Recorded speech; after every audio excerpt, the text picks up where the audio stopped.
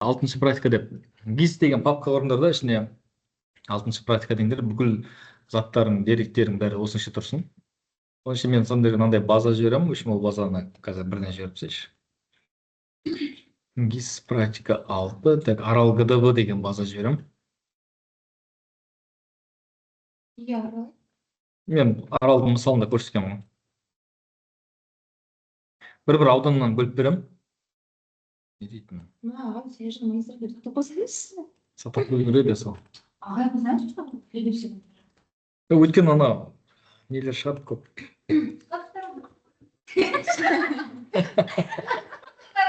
Сол статуста енді сендер көрмейтін нәрселер болады да. Так, аралды жібердім. Сендерге ол былай ашылады. Архив түрінде, иә. Оны архивтен шығарып аласыңдар бірінші. Папкаға көшіресіңдер, GIS деген. Архивтен шығарасыңдар, извлечь. И архивті удаляете. Оны сендерде жоқ. Пустой арқам ашылсындар. Файлды сохранить етеміз бірден, чтобы мына дом деп көрсету үшін сохранить как. Сөйтеміз да жаңа GIS-ке барамыз. GIS папканың ішінде 6-шы практика барамыз да, 6-шы практика деп сақтап қоямыз. Не үшін сол папкаға сақтаймыз, чтобы мына домды басқан кезде бірден соған келу үшін. Добавить данные болсын, мына жерде home болсын, бәрі бірден осыны ашады. GDB деген папка тұр, ішінде база тұр. Базаның ішінде 3 растр бар. Сосын 4 вектор бар, полигон.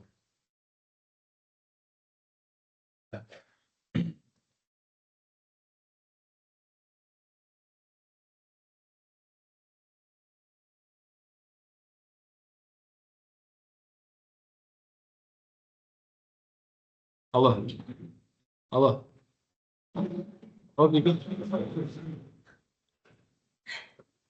Алло. Ағай, қалайсыз, саламатсыз ба? Естіліп тұрсыз? Иә, айта ғой тезірек. Не болды, бейбей? Что, іште ме?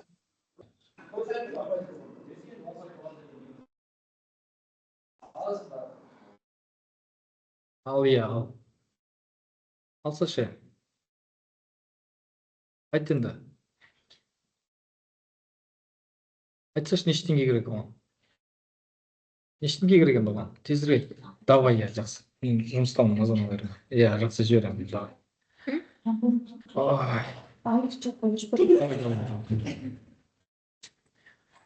Так, пустой арқмапты аштық қой. Пустой арқмапты аштық. Сөйтеміз да, мына ішінде home деген ішінен ауданды қосамыз. Ауданды қосамыз да, Каспий клиентіне. Қазір бір қызымды қоймай отыр ғой, жібер. Так. Жіберіп алайыншы енді сол. Базаны алады қазір бар ғой. Дальше поставим ғой, иә? Қосып қойдық қойдым, иә? Ағай, өзіңіз. Так, жіберіп тастайын. Все, кеттік. Аудандарды қостық қой, бір ауданнан бөліп беремін. Иә? Мысалы, мына бір аудан түсті делік сіздерге, қандай аудан екен көрейік. Әрқайсыңызда бір аудан болады. Ақмола облысының Жарқайың ауданы, мысалы үшін да, Жарқайың. Так, бұның жазуын шығарып қойып білесіңдер ғой, иә? Надписи, name районы қоясыңдар да. Написать деп, қызыл қойып, жеріңіз біреу. Келсек, мына Жарқайың ауданы шығып тұр, мынау. Енді маған осы аудан керек. Осы ауданды мен бөлек слой ретінде сақтап алуым керек. Так, мына ішінде пока арал керек жоқ, ол пример ғой мен оны. Біле. Мына Жарқайыңды сақтауым керек. Так, оң жағын басам да, данные, экспорт данных. Сөйтем да, выбранных объектов тұрады. Яғни осы таңдалған объектімді мен үйге басам, мына арал деген базаның ішіне сақтауым керек. Бұл менде Жарқайың. Жарқайың.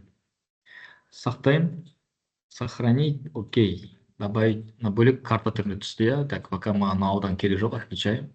Осы аудан бойынша маған жұмыс істеу керек. Енді осы базаның ішінде Topo.kz деген разграфка бар, яғни 200 мыңдық топографиялық карталардың шеткі сызықтары ғой мынау. Бұл интернетте доступны бар. Так, ішін бесцветный қоямын да, сыртын қып-қызыл қабындап қояйын. Ішінде бұның да атын шығарып қояйын. Написать объекты, индекс full деймін да. Бұның аты көкпен шығып тұрсын, жирный болып и 12 шрифт болсын. Так, енді қарайын. Маған керек листтер бар, мынау. Неше 9 лист. 9 емес, мынау керек жоқ, 8 лист керек маған. 8, менің ауданымда 200 мыңдық масштабтағы 8 топокарта басып жатыр. Егер бұлай белгіленбесе, екінші тәсіл бар, выборка по расположению таңдауға болады. Выбрать по расположению. Топо кезет таңдаймын. Жарқайыммен қиылысу керек. Мына ауданмен қиылысатын топо карталар таңдап бер деймін. Ол маған таңдап береді. Мына 2, 3, 7 даже, 7 топо карта керек маған. Осы топо карталарды жүктеп, байлап, кесіп, мозаика істеу керек бізге. Енді оны аламын да Власенкодан жүктеймін 200 мыңдық масштабта. Власенко нетке кіремін. Топография карта, масштаб таңдаймын, 200 мыңдық болу керек. Сөйтем да, мен мына жерде листтердің аты шығып тұр мына. М41006. М41006 керек маған бірінші. Соны тауып алуым керек. Ол үшін Қазақстанға түсем да, мен қасына шамамен орын білем ғой, астына курсорда апарсаң шығады N-ның астында М болады. Маған не жетеді? М41006. М41 18 12 мына 06. М41006-ны тауып алдым. Бір рет басам. Басқан кезде маған мынандай лист ашылады. Оны мен сақтап қойым керек. Оң жағын басымда сохранить картинку картинда. ГИС 6-шы практика осыдан сақтаймын. Дәл осы атпен М41006. Сақтадым. Келесі маған не керек? М41006 кетті. Енді М4201 керек. Мына жерге бірін жазсасыңдар да болады. Мына жерге М4201 деп жазсаңдар, дәл сол листті анықтап береді. JPEG. Екінші лист ашылды. Оны да сақтаймын. Сохранить картинку как М4201 деймін. Сақталмауын біріншісі. Скачивается, сақталып жатыр. Осылайша маған керек 6 листтің бәрін жүктеп аламын. Бірі екеу кетті. Енді М4112 керек. М4112. Тарласам, ашылады. 3 лист. М4112 кетеді. Келесі маған керегі М4207. Осылай бүкіл ауданды басып атқан листтерді тауып аламыз. 07. Enter. Мына лист ашылады. Сохранить картинку как. Дәл осылай сақтап қоямыз. 4 листті пока жүктеп көрсем, сендер барлығын толық алуларың керек. Мен мына 4-еуін ғана алдым, сендер мына 7-еуін де алуларың керек, мысалы. Кеттік, алдық. Енді алғаннан кейін оларды байлауымыз керек. Байлау үшін былай жасаймыз. Оңай жолы қалай істесем екен, оңай жолы. Екінші артмапты ашып қояйық параллельно. Сол жерде көрсетейін бірден, что байлау үшін. Şimdi мына М41, М42 дегендер бар ғой, олар номенклатура деп аталады. Олардың алдындағына 41-42 деген сандар маңызды. Сол санға байланысты біз Гаусс-Крюгер проекциясында зонасын таңдаймыз. Яғни Гаусс-Крюгер проекциясында жердің бойлық бойынша 60-қа бөлген ғой, 6 градус сайын. 6 градус сайын 360 градус шығады, айналып. Сөйтіп түн деген қарбыз сияқты сөйтіп. Сөйтіп 60 градусқа бөлген кезде шығыс және батыс бойлықтар қайталанады. 30-ы шығысында, 30-ы батысында. Соның, значит, бізде 42-ші зона болып тұрса, біз 30-ы минус өтсек, 12-ші зонамен сәйкес келеді ол. Аржағындағы ше. 12 мен 42 бір зонада орналасқан. Сондықтан біз 12-ші зонаны таңдаймыз. 42 болса, минус 30 дейміз всегда. 43 болса, минус 30 13 болады. 44 болса, 14 болады. 40 болса, 10 болады просто, 10. 30-ды минус өтеміз просто бұл жерде. Енді мына артмапты аштық пустой. Бірден картаның проекциясын енгізуіміз керек. Пустой артмапта слайдқа 2 рет басамыз да система координатқа барамыз. Сосын система координат проекции, яғни проекцияланған координаттар жүйесі. Бұның ішінде Гаусс-Крюгер бірінші тұр мына. Өйткені не үшін Гаусс-Крюгер? Бұл СССР кезінде осы карталар Гаусс-Крюгер проекциясына сызылған дәл осы карта. Өзінің координат жүйесін береміз. Сол кезде біздің привязкамыз дұрыс болады. Гаусс-Крюгер кірдік. Ішінде Пулкова 42. Осында сызылған. Енді бізде жаңағы немізді білеміз ғой, атын. М41-ді привязка жасайтын болсақ, бірінші ол 30-ды алып тастаймыз 41-ден 11 болады. Яғни 11-ші зонаны тауып аламыз. 11N деген соңында болу керек. Так, мына 11N. Пулкова 42, Гаусс-Крюгер зона 11N деген тауып аласыңдар. Егер 41 болса. мейлі ол m болсын, k болсын, l болсын, әрпіне маңызды емес, одан кейін тұрған 41, 42, 43 деген цифрлар маңызды. Иә, солтүстік жақ болу керек. Так, енді қараймыз, бізде Қазақстан 39-дан басталады. М39-дан бастап М44-ге дейін барады. 39-дан 44, яғни әрқайсысынан 30 алсақ, яғни 9М-нен бастап 14М-ге дейін барады. Соның ішінде біреуін таңдайсыздар өздеріңіз, қайсысына сәйкес келеді 30 алдында. Менікі 41 болды қазір. 41 болған үшін мен 11 таңдадым. Окей. Бұл маңызды привязкалардың қатесі шығу үшін. Енді добавить данные. 6-шы практикаға барамда, М41-ді қосам бірінші, М42-ні қоспайсыз, өйткені біз 11-ші зонаны көрсеттік. Менде екі зонаның қиылысында орналасқан екен. М41-06-ны шақырам. Так, М41-06-ны шақырам, окей деймін, жарайды. Шықты, бұның несі жоқ, проекциясы жоқ. Содан кейін менде мынаны да бір сақтап қойыңызшы, оңай болу үшін. 6-шы практика 2 деп қояйын бұны. Уақытша ғой, кейін удалить ете саламыз. Home деген шығу үшін. Так, базаның ішіне кірсек, бізде тополар бар. Топо KZ шақырамыз. Топо KZ екеуі екі жақта жатыр. Привязкасы жоқ көрдің ба? Мына жақта жатыр. Мынау неміз мына жақта жатыр вообще. Екеуі ол негізі орнына түсу керек. Соны байлау дейді. Так, топо KZ-ге барамыз. Приблизить к слою. Немесе мына жерде жазып қойған, дайындап қойғанымыз бар, айтпақшы, соны көшіре алсақ та болады. Көшіреміз да. Мына кнопка қоя саламыз. Ставить. Удаляем. Так, бізге керек зонамыз М41-06 қойы, М41-06 мына жер. Осыған максимально жақындатып аламыз. М41-06-ға квадратқа жақындатып аламыз да. 41-ші зона ғой, дұрыс па? 11-ші зона дұрыс. Так, М41-06-ны шақырдық. Так, енді бітеміз. Привязкада мына жерде біздің енді байлайтын картинкамыз тұру керек, 41-06. Осыған барамыз да, енді подогнать к отображаемому эксцентру десек, ол осы жерге келеді. Но әлі байланбаған картинка. Енді осының бұрыштарымен мына жерге байлай саламыз. Үлкейтіп аламыз мына бұрышын.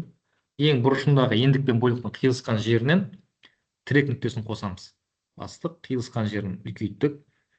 Мынаны пока отключать етуге болады, чтобы точно ортасын алу үшін. Қиылысқан жермен аламыз, меридианмен параллельдің. Яғни бізге өйткені ол жердің ендік бойлығы белгілі, ол 41-06 деген квадрат бар ғой бізде, соның мына бұрышымен сәйкес келу керек. Осы бұрышқа апарып қоямыз. Яғни растрды векторға байлаймыз. Бұның екінші әдісі де бар, мына координаттарды қолмен енгізуге болады. Бірақ енді жылдамырағы мына болып тұр, бізде өйткені готовый разграфка бар. Қиылысқан жерлер бұрышындағы біздің разграфканың бұрыштарымен сәйкес келеді. Алыстады боламыз. На квадратпен ғана жұмыс істейміз ғой. На квадратпен ғана. Мына қиылысқан жеріне апарып қоямыз. Екі нүктені қойдық. Келесі үшінші нүктеге барамыз. Опорная точкада алдық. Мынау мешать етсе, отключать етуге болады. Бұны точно қиылысқан жерін алып қойып, сканерленгенде кейде кетіп қалады. Мынау болуы мүмкін, мына жақ өтіп отыруы мүмкін да. Сосын шамамен ортасау деген жерді аламыз. Топо KZ-ті қосамыз да, мына жерге келіп түсу керек ол. Қосып, үш нүкте алдық. 1, 2, 3 бұрышын алдық, енді төртінші бұрышы. Ошақ тұрып, үлкейтсек жақындайды. Мынаны отключаем, сонда тұруға болады. Шамамен қиылысқан жерін алдық та, қостықта мына жерге барып тұру керек ол. Так, төрт нүктені алдық. Енді біз төрт жағынан төрт нүктені алғаннан кейін қателігін тексеруіміз керек. Погрешность. Ол үшін показать таблицу связи деген бассаңдар. Соңғы бағанда невязка деген тұрады. Осы қателік 16. Бұл бізде 10-нан көп болмау керек негізі. Қазір менде 16 болып тұр, жақсы. Енді жабамда тағы да қосымша 4 нүкте аламын. Добавить опорный точки. Бұрыш жағынан жақындатып, бір жерден дәл 2 точка аламын. 1, 2, то есть 2 рет басамын бір жерге. Бұрышына барамын. 1, 2. Кез келген жерге бұрышына баса болады. 1, 2, 4 бұрышына. Қателікті азайту үшін айтпаса, бұл не қылып кетеді? Картинкалардың бәрі жылжып, мутный болып кетеді жазулар. Төртінші бұрышына бар. 1, 2. 4 нүктені алдымда, алдыңғы 1-ден 4-ке дейінгі өзім бұрыштарына қойғанда удалить етіп тастаймын. 0 болды менде. Енді осылай тұрған дұрыс. 4 бұрышы 4-еуіне сәйкес келеді, қателік 0. Осылай болғаннан кейін мен бұны сақтаймын. Привязкасын. Привязка кіремді, трансформировать, rectify деген бар. Папканы көрсетемін. Яғни мына Home'ды бассам, арал деген папка тұрады. Так, оның ішінде емес. Хоумды бастайық просто. Иә. Кіріңіз. Иә. Кіре ғой, айта ғой. Не болды? Видео кіргеніміз насырып алған. Иә. Сіздің подпискаларға шыққан жақта видео сақталмайды. Жарайды, бұл проблема жоқ, қайтадан түсіріп аласың. Қайдан түсіре аламыз? Сонда ештеңе қоймайды иә. 30 алған салып. Вот емес хотя бы 50 қойса, ағайын. Жарайды, мен сабақ отырдым, иә? Бүгін бәне соңғы күн. Давайте бір күн қосамыз тағы да. Ертең кешке дейін көріп. Рас ма? Түсіріңдер, мен сендерге сенесіңдер, күшті түсіресіңдер видеоны. Мейлі, әдемі болып түсіріңдер. Так, жақсы. Қай жерге келдік? Папкамызды көрсетеміз. GIS 6-шы практиканы, просто 6-шы практиканы көрсетейік, басайық. И атында автомат түрде бір қосады. M4106 ғой біздегі мынау. TIFF формат сақталып тұр. Соңғы бірді алып тастай саламыз, өйткені бұл M41061 қылып сақтап тұр да. Бірді алып тастаймыз, сақтаймыз. Привязка жасалды и сақталды. Енді соны қосамыз. Добавить данные. TIFF форматында қостық. И JPEG-ті удаляем. Так, біреу қосылды. Енді екінші листті байлаймыз. M41 41-ді бітіріпсек, бірдің өйткені проекцияны бердім. Шатасып кеттіңдер. 41 болса, 11-ші сонада істеу керек. На екеуін 42 оларды екінші басқа листті істейміз. Или мынаның проекциясын өзгертеміз қазір байлаған кезде. M41-ді байлап тастайық, 12. Шақырдым. M41 12-ның мынау тұр менде квадраты. Осыны үлкейтіп аламын да. Мына жерде маңызды TIFF тұрып қалмау керек. Шатасып кетпеу үшін можете пока удалить. Или мынаны ручной ауыстырасыңдар просто. Мына жерде автоматым TIFF тұрды, бірінші қосылған. Мына жерде обязательно JPEG тұру керек. Егер TIFF тұрып қалып, сен мынаны істесең, оның бүкіл привязкасын кетіп қалады. Сосын мына жерде байқаңдар, мынаны отключайте или удаляйте, или мына жерде ауыстырыңдар. Келесі, мынаны қойғаннан кейін барып подогнать етеміз. Мына листті пока сөндіріп тұрайық. Бұны да дәл жаңағыдай бұрыш-бұрыштарын көп шығамыз. 51-де 65-ті үлкейтіп аламыз. Қиылысқан жерін, пиксель, оны растыр ғой көрдің ба, пиксельдерден тұрады. Пиксельдерден растыр құралады. Алдық, бұрышқа барады. Қолдарымды үйрету керек, 7-8-ін істегенде қолдарым спокойно үйренеді. Автоматым істейтін болсыңдар. Қиылысқан жерін ең қою пиксельді алдым, ол бұрышқа барады. 2 нүкте қойдым. 3-ші нүктеге барам. Примерно кеп тұр, бірақ бәрібір дәл емес.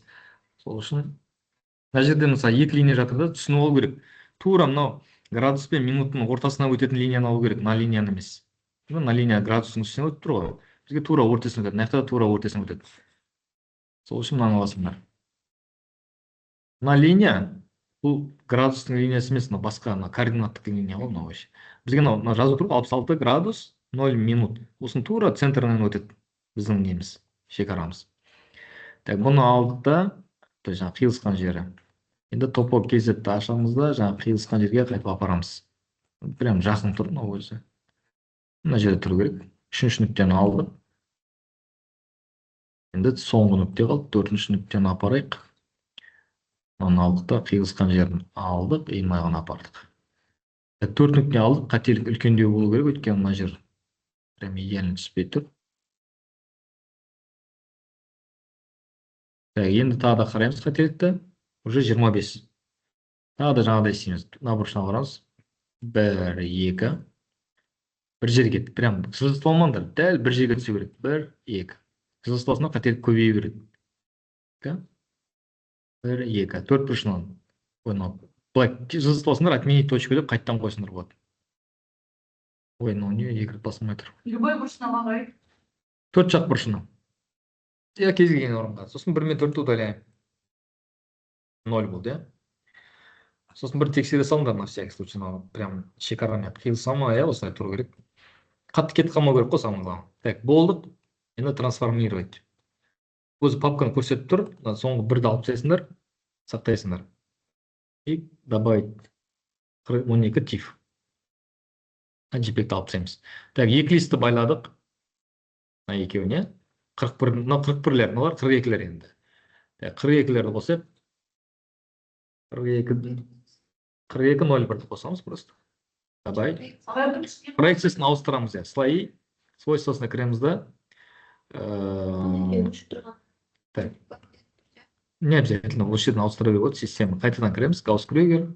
Бұл 42. Бұл жерде 42 болса, ол 12-ші зона болады. Ең астында уже. Ең астында 12-ші зона деген болу керек. 12N. Применить. Окей. На проекция өзгергенде көрдің бе? Бұрылысты былай бұрылады. М4201-ді байлаймыз енді. М4201 жақындатып аламыз квадратына. Системамызда мына жерде обязательно қараймыз. М4201 тұр и подогнать. Подогнать деген кезде бұл сол жерге әкеледі. Аны енді әрбір бұрышынан бір нүктеден аламыз да дәл жаңағыдай қойып шығамыз. Назад. Қиылысқан жерге әкелеміз. Келесі бұрышына барамыз да қиылысқан жерінен мына жерге келеді ол. Мынаның бір оңай жері координаттар теріп отырмайсың, жақсы да. Үшіні тартып қойып келтіре саласың. Ең бір оңай тәсілдердің бірі ол. Так, 3 нүкте кетті. Так, енді 4-ші нүкте.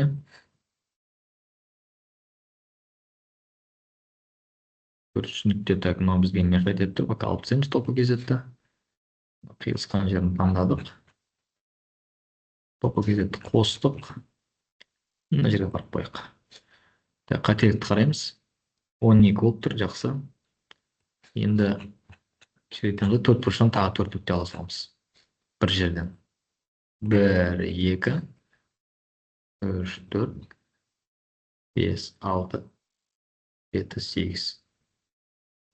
Так, енді қараймыз. 1 мен 4-ті удалаем. Удалить. 0 болып. Бәрі кеп тұр. Трансформировать. Бірді алып тастаймыз. Сақтаймыз. Қосамыз енді картаға соны. 42.01 тиф. Орнына түсті болды. Уже байлағаннан кейін бізде орнына түсе бастайды әрқайсысы. көрдің бе? 3 лист орнына түсіп тұр. Енді 4-ші листті таңдайық. 42 неше жаңа 07. Ол бізде мына жерге түсу керек ол. Өзінің квадратының орны тұр. 42.07-ге барамыз да подогнать. Подогнать еттік, мынаны ауыстырдық. Үлкейттік. Мына жері бізге мына жаққа бару керек. Бұрышы. Келесі бұрышы. Мына жерге келу керек.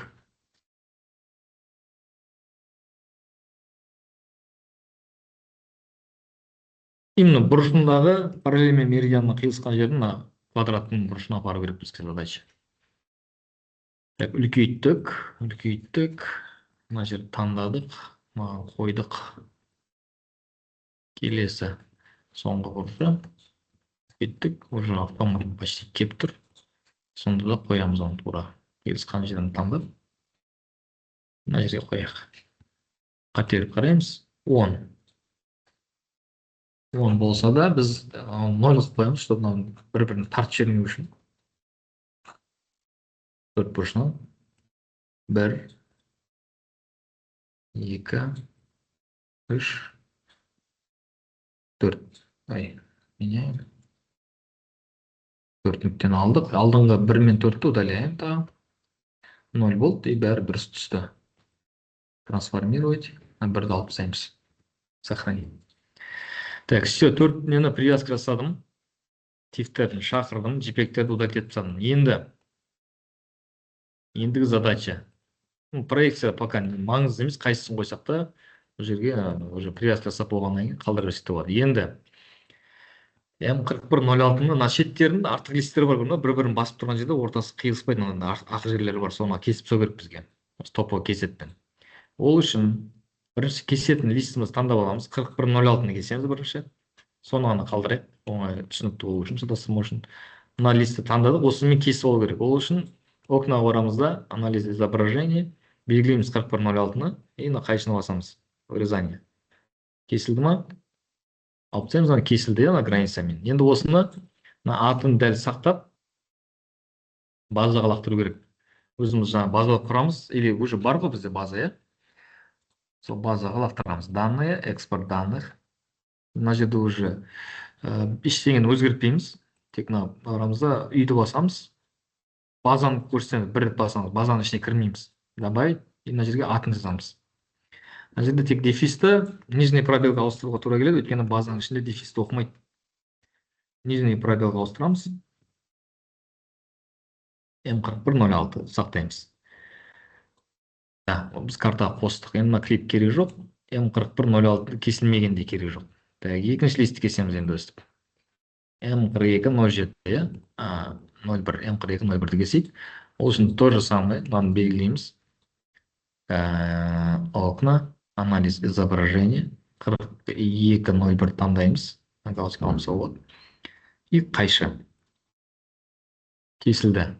Кесілгенде бұл қазір сақталып тұрған жоқ осы жерде, сол үшін біз оны экспорттаймыз. Так, атын көшіріп ала салайық. Данные, экспорт данных. База уже тұр. Бірінші істегеннен кейін соны сақтап қалады. М42, просто дефистерді нижний пробелға ауыстырамыз. Сақтаймыз. Картаға қосылады сосын. Да. Екеу қосылды, мұны алып тастай аламыз. М4207, ана клипті де алып тастаймыз. И М4207-ді де алып тастаймыз.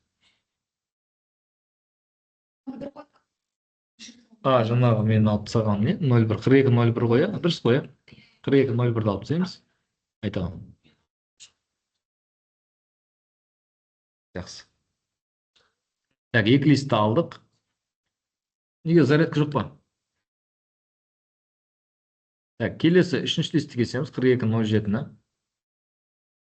4207-ні кесейік.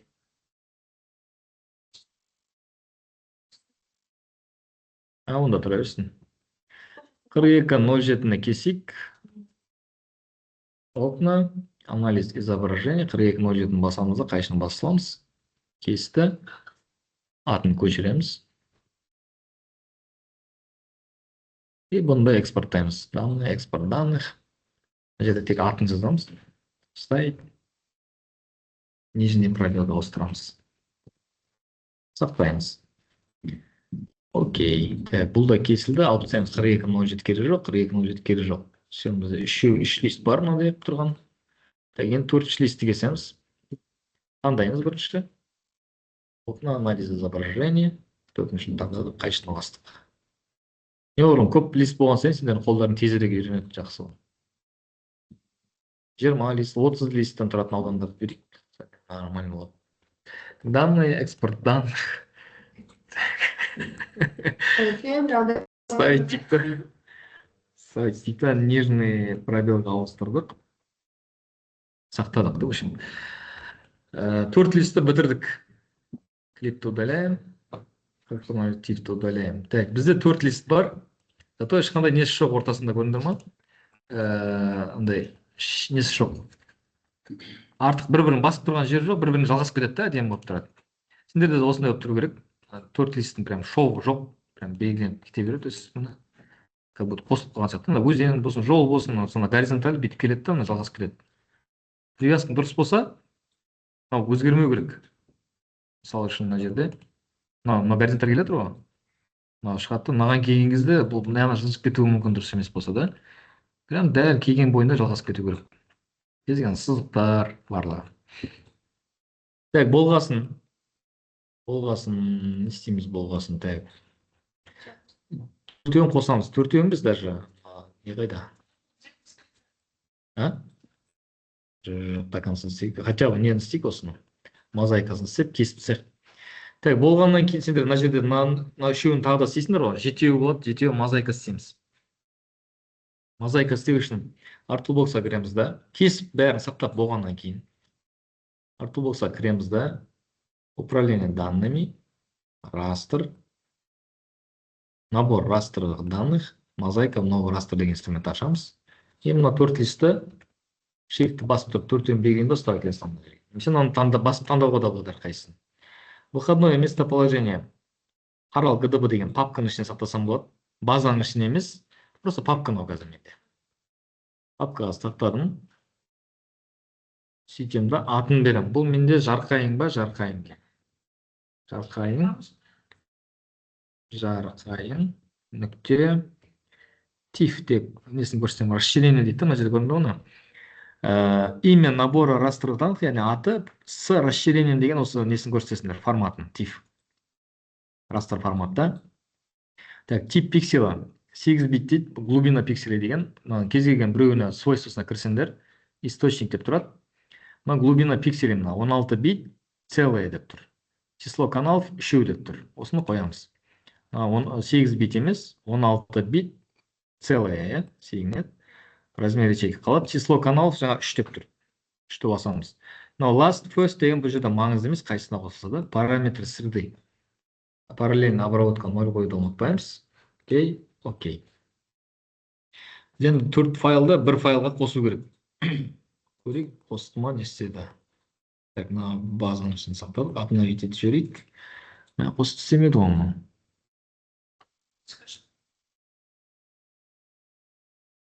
Ана тифіне қайып қалды оны. Так, жоқ, дұрыс емес істеді, дұрыс емес деген сияқты бір жерге. Или мен дұрыс емес жерді көрсеттім ба? Так, қайтадан көрейік. Мозаика растр. Төртеуін белгіледік, алдық. Сақтайтын жерімізді. База емес, 6-шы практиканы көрсейші просто. Biz 6-шы практикадан папканы көрсетем. Так, арал. Давайте нам арал деп болған. Нет, жарқайың. По-моему, ағылшынша әріптерге де кейде не болады? Орысша әріптерге ше. Жарқайың деп ағылшынша сақтай салайын. Жарқайың деген осылай жазылған ма? Жарқайың. Так, нүкте тиф деп қояйын. Так, мынау бізде 16 бит болды жаңа, я? 16 бит целое. Число каналов 3 болды. Параметры среды параллельно обработка 0 болды. Ок. Бір нені көрейік, попытканы. Мұны 6-шы практиканың ішінде жерге түсу керек қой. Істесейік.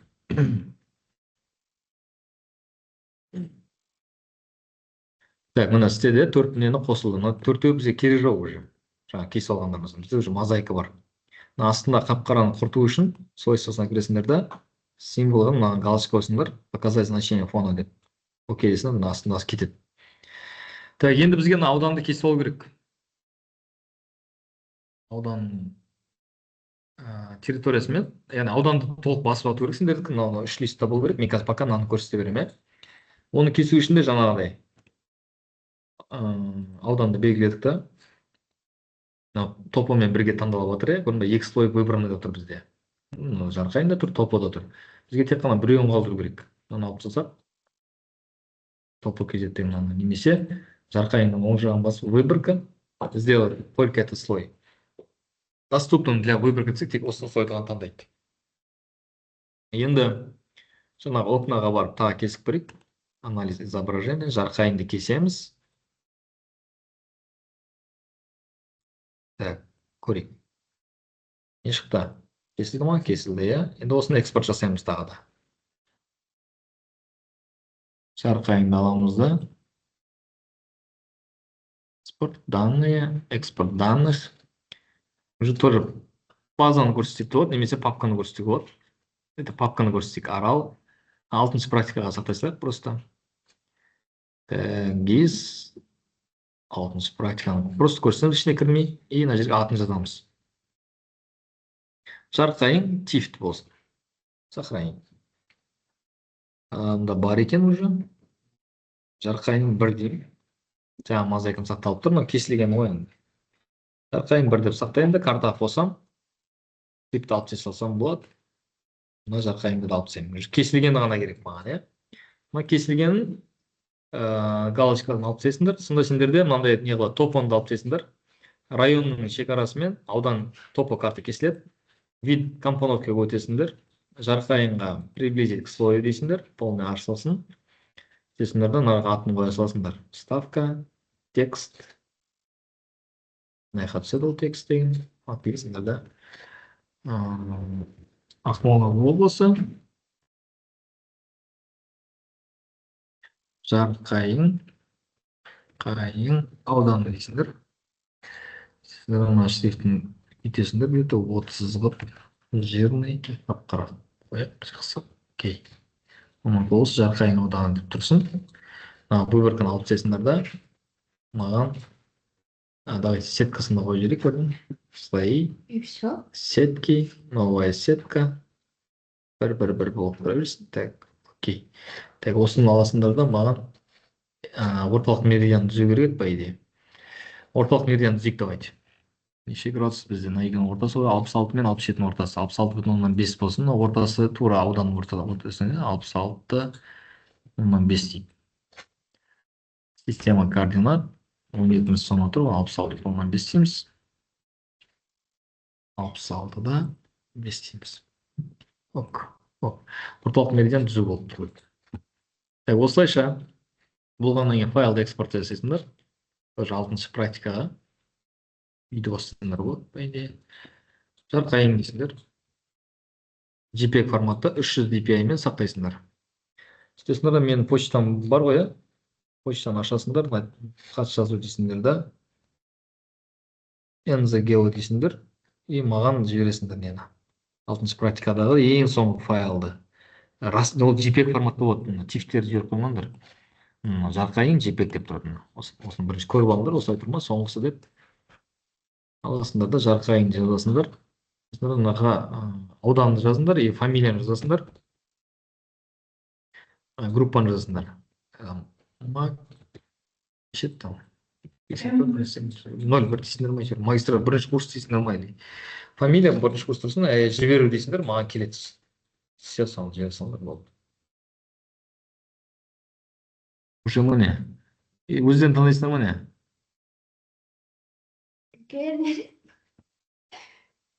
Так, былай істейік,